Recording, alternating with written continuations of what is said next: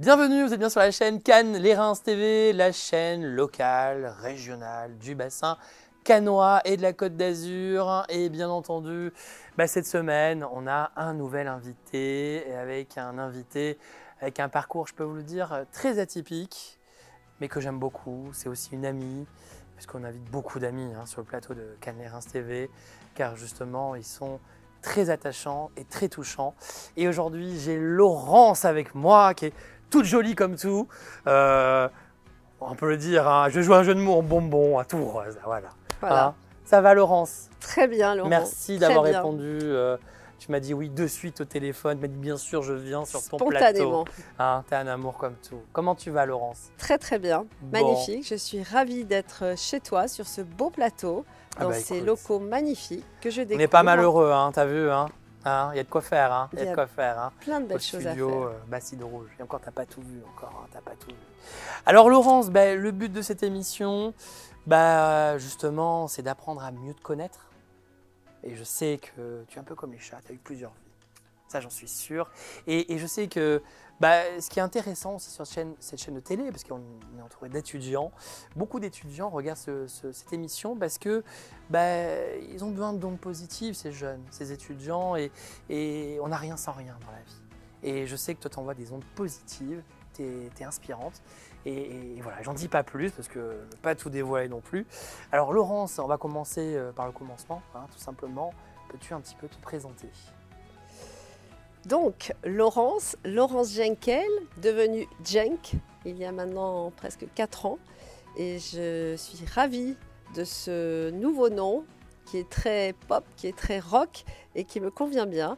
Mais c'est vrai que Jenkel est mon nom d'artiste, mon pseudo que j'ai eu pendant à peu près 25 ans. Et c'est vrai que ça fait partie de moi. C'est d'ailleurs aussi mon nom d'usage sur mon passeport. C'est aussi la contraction du prénom de mes 2 filles. Parce que j'ai la chance d'avoir 2 petites filles, qui sont maintenant des grandes filles, mais pour moi, ce sont toujours mes bébés. Jennifer et Kelly. Bonjour Jennifer et Kelly. Bon, en tout cas, bienvenue. Alors justement, on voit ce beau bonbon, on va en parler de cette belle histoire, parce que c'est quand même une très très belle histoire, vraiment.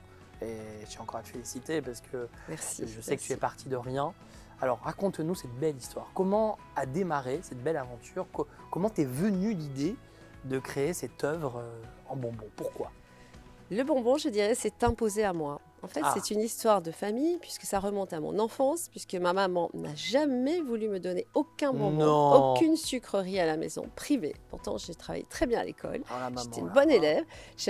Et mon frère, par contre, lui, était un peu plus, c'était un peu plus de faveur en ce qui le concerne.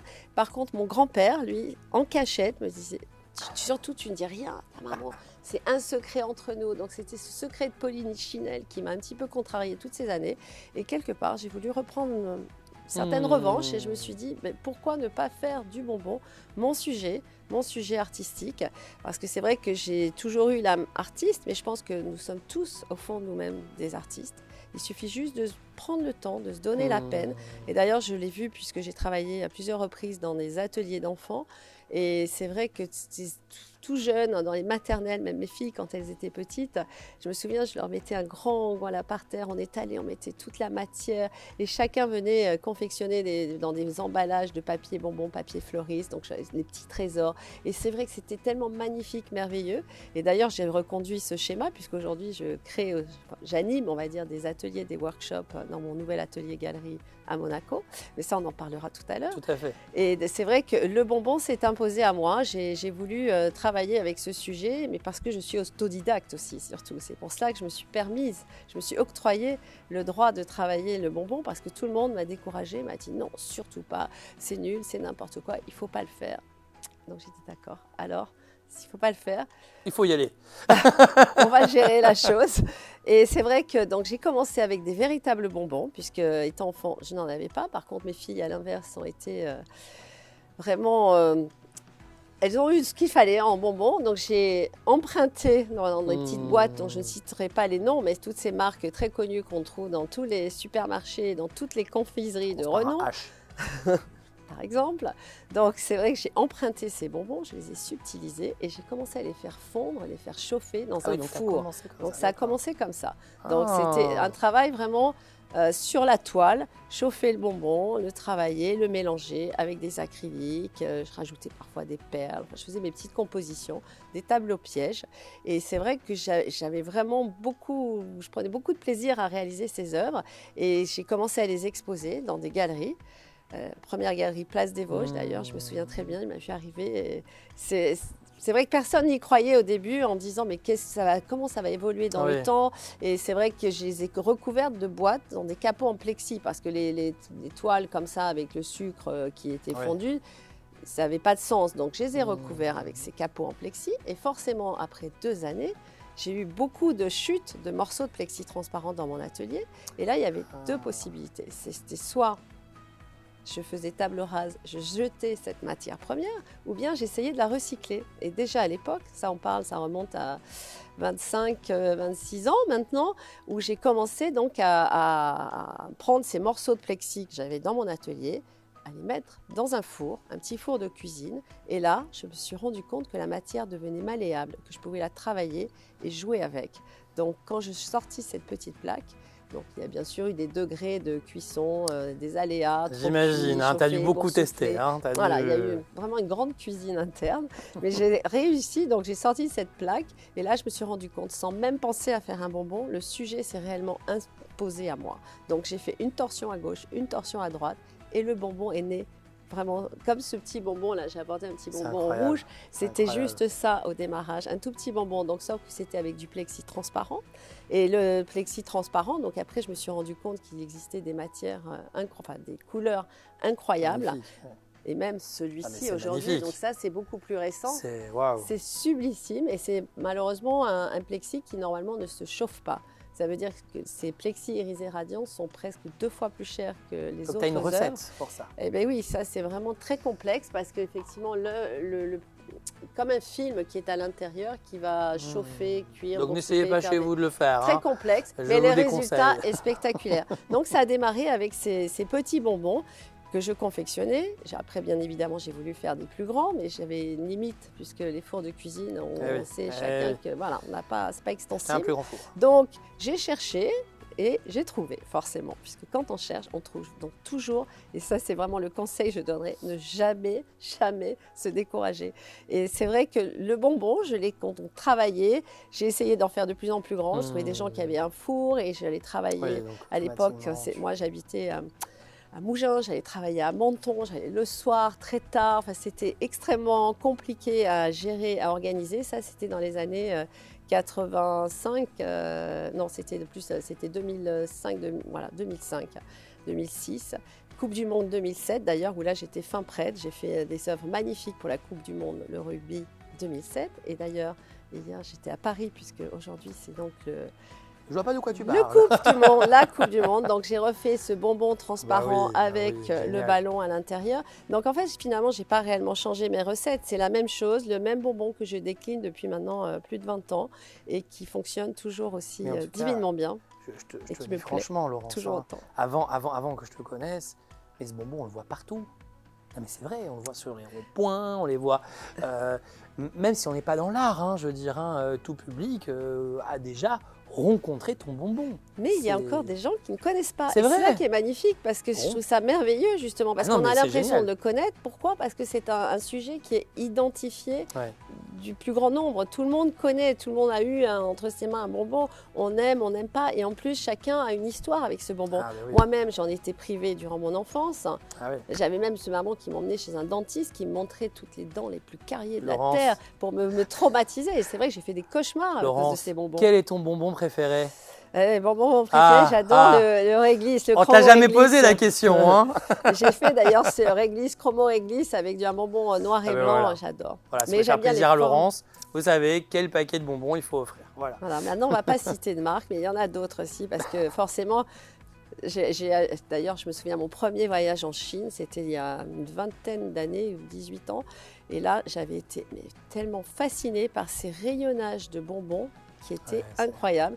Et à l'époque, forcément, puisque j'étais inspirée toujours, et je le suis encore, mais je voulais aussi chercher d'autres formes. Donc j'avais acheté toutes les formes possibles de bonbons. Je me suis retrouvée avec 2 valises pleines, un excédent de bagages qui n'a vraiment pas justifié le prix, parce que c'est vrai que le bonbon en soi ne vaut pas tant d'argent, mais l'excédent de bagages, oui, je m'en souviens encore aujourd'hui. Et après, j'avais même récupéré aussi les emballages pour essayer de travailler. Mais les bonbons, il y en a dans le monde entier, et ça, vraiment, chacun s'identifie à cette sucrerie.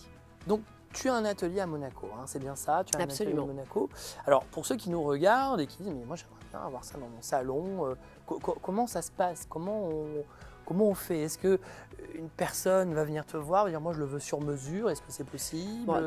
Comment ça se passe? Alors déjà, j'ai la chance d'avoir des galeries qui travaillent avec moi, à mes côtés. Donc, c'est vrai que l'idée, c'est que les personnes, s'ils voient dans une galerie un beau bonbon, Jenkel ou Jeng, parce que c'est la même personne, c'est toujours moi, donc qui n'hésite pas à se faire plaisir. Maintenant, si la galerie ne peut pas avoir la pièce, mais pourquoi pas, n'hésitez pas à me contacter. Puis c'est vrai qu'il y a beaucoup de gens maintenant, c'est vrai qu'avec les réseaux sociaux, c'est toujours assez facile, je dirais, d'arriver à peut-être contacter. Mais moi, l'idée, je suis artiste, donc je n'ai pas envie, je ne suis pas une galerie.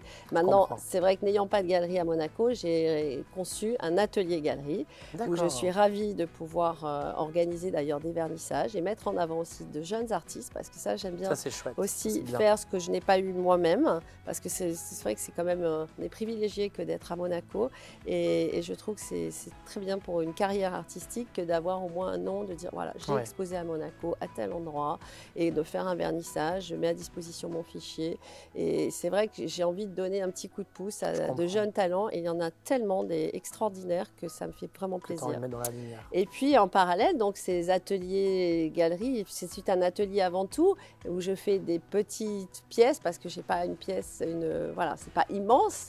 Non, je fais des plus grands que ça aussi, quand même. Mais les très très grands, je les fais dans un autre endroit. Et par contre, j'ai lancé l'an dernier des workshops où j'invite, moyennant une petite participation financière, des personnes à venir réaliser chez moi, dans mon atelier, un petit bonbon. Donc c'est un Jenk Studio. On viendra faire un reportage. Voilà, donc ça, ce Jenk Studio, ce bonbon, il est confectionné par les personnes qui viennent. Donc ça peut être des jeunes personnes, des adolescents, des enfants, même à partir de 7-8 ans. Et puis, voilà, il n'y a pas de limite dans l'âge. Et par contre, limite 8 personnes maximum. Donc, je leur donne une plaque de plexiglas transparent. Vraiment, ils apprennent. Oui, alors ils font surtout le décor. Parce que c'est surtout ça, en fait. Là, j'ai donc voulu montrer un irisé radiant, mais il y a tous ces sculptures bonbons transparents qui sont peints. Et par contre, pour peindre ces sculptures, il faut penser à l'envers, c'est-à-dire c'est le reflet miroir. Donc, quand ils peignent le décor, il faut qu'au préalable, ils aient anticipé et qu'ils sachent, voilà, le résultat va pas être, s'ils veulent par contre marquer leur nom, ou voilà, ça va être à l'envers, donc il faut avoir pensé avant. Mais bon, c'est très amusant, très très drôle. Donc c'est 2-3 heures passées ensemble. On fait une petite dégustation en même temps. C'est sympa d'être avec l'artiste, de passer un bon moment. Ils font leur décor, et ensuite, donc, je leur donne des gants. Ils mettent dans le four. Ah, ils mettent dans le four Ah oui. 10 minutes, un quart d'heure après, puisqu'en fait, ce sont des petites plaques. Donc c'est pour faire des 10 cm, donc des petits bonbons. Donc ça va assez vite. Ils ressortent eux-mêmes avec les gants la plaque. Et moi-même, donc devant eux, je leur confectionne le bonbon. Je leur mets sur un socle, un certificat d'authenticité signé Jenk Studio. Ils repartent avec leurs souvenirs. Et ils repartent avec. Voilà. Donc, bien sûr, l'idée, c'est de comprendre aussi la complexité et pourquoi les œuvres ont un coût. Parce que même pour réaliser une toute petite œuvre, c'est très complexe.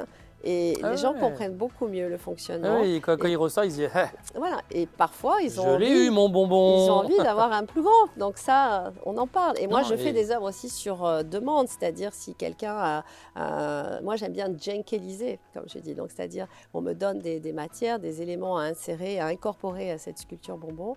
Et les tailles, je suis un petit peu limitée. Ça va être 2 mètres pour les plus grands en plexiglas. Maintenant, il y a du polyester, on peut faire du bronze, on peut faire du marbre.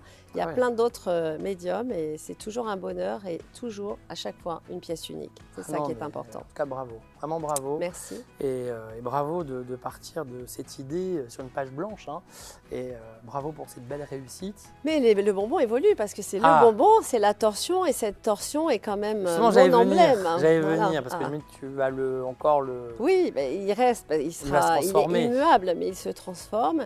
Et effectivement, la torsion, je l'utilise aussi pour des sujets de société qui me tiennent à cœur. Ça peut être la violence pour les femmes, ça peut être la société de consommation, ça peut être les animaux en perdition, plein de sujets que j'ai envie justement de travailler, un objet du quotidien que je vais twister pour pouvoir susciter une émotion et une prise de conscience. Oui, parce que l'art, justement, c'est fait pour ça. Ça peut aussi servir à ça, absolument.